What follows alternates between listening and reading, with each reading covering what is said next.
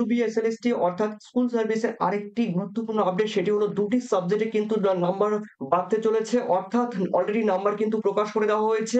যারা নাম্বার দেখেননি অবশ্যই তারা দেখে নেবেন। তবে বাংলা আর অন্যদিকে রয়েছে ভূগোল। এই ভূগোলে কিন্তু দেখুন না ২ নম্বর এবং বাংলায়ও কিন্তু নাম্বার পেয়েছে।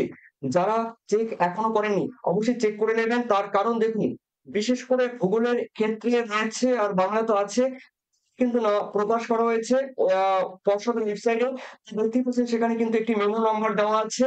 আর রয়েছে ৭ তারিখ আমরা জানি রেজাল্ট প্রকাশ করা হয়েছে পিজি ক্যাটাগরি। আর সেখানে তারা কিন্তু রিপাবলিশ করেছে।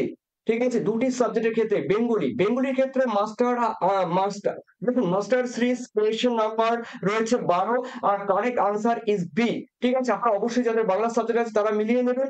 আর দেখুন এরপরে রয়েছে জিওগ্রাফিতে রয়েছে ২ টি কোয়েশ্চেন, সেখানে রয়েছে series number master series question number 6 আর রয়েছে কারেক্ট আনসার কিন্তু সি। আর ঠিক আছে? আর এরপরে রয়েছে মাস্টার সিরিজ কোয়েশ্চেন নাম্বার 3 আর কারেক্ট আনসার কিন্তু সি। তো দেখে নিচ্ছি কোন কোয়েশ্চেন দুটি রয়েছে। প্রথমে রয়েছে দেখুন বি সিরিজের রয়েছে ৩৫ নাম্বার কোয়েশ্চেন। এখানে রয়েছে অত্যাধিক অনুভূমিক চাপের ফলে স্থায়িত ভাঁজের কোন অংশ বিচ্ছিন্ন হয়ে দূরে অবস্থান করে? তখন তাকে কি বলে? দেখুন পর্ষদ কিন্তু এর আগে আনসার করে নিয়েছিল ওভারফল, অর্থাৎ এখানে আবৃত ভাঁজ করেছিলেন, কিন্তু সঠিক উত্তর কিন্তু হবে ম্যাপ ভাঁজ। ঠিক আছে? উত্তর কিন্তু হবে C is the correct answer. এরপরে দেখে নিচ্ছি কোয়েশ্চেন সেকেন্ড কোয়েশ্চেন বি সিরিজের ২৪ নম্বরের কোয়েশ্চেন। যারা বি সিরিজ পড়েছে অবশ্যই তাদের আপনারা জানেন এ, বি, সি এবং ডি। এই বি সিরিজের কোয়েশ্চেনে রয়েছে ২৪ নম্বরের কোয়েশ্চেন। তো নিম্নলিখিত কোন ভৌগোলিকদের মধ্যে কাকে ক্লাসিক্যাল জিওগ্রাফার বলা হয়? সঠিক উত্তর কিন্তু হবে আলেকজান্ডার ভন হাম্বল্ট। পর্ষদ করেছিল কিন্তু এতে রয়েছে স্কিফার।